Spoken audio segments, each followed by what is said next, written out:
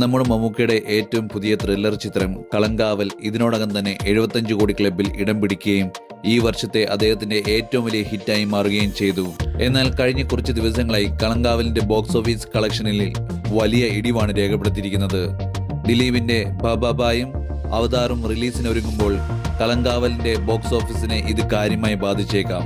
എന്നാൽ 12ാം ദിവസം കളങ്കാവൽ ബോക്സ് ഓഫീസിൽ നേടിയത് 70 ലക്ഷത്തിന് താഴെ മാത്രമാണ്. തുടർച്ചയായ 2ാം ദിവസമാണ് ചിത്രം 1 കോടിക്ക് താഴെ കളക്ഷനിൽ നേടുന്നത്. മലയാള നെറ്റ് കളക്ഷനിൽ ചിത്രം ഇതുവരെ 33 കോടി 60 ലക്ഷം നേടി. കളങ്കാവലിന്റെ വേൾഡ് വൈഡ് കളക്ഷൻ 75 കോടി 60 ലക്ഷമാണ്.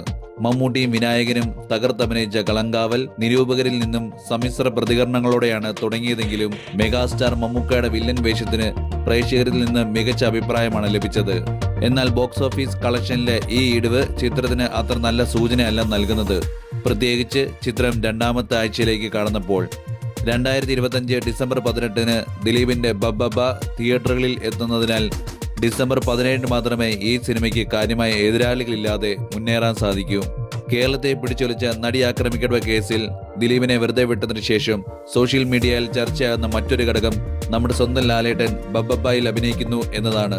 ഇതൊക്കെ വെച്ച് നോക്കുമ്പോൾ വീണ്ടും മമ്മൂട്ടിക്ക് 100 കോടി സ്വപ്നം മാത്രമാകുമോ?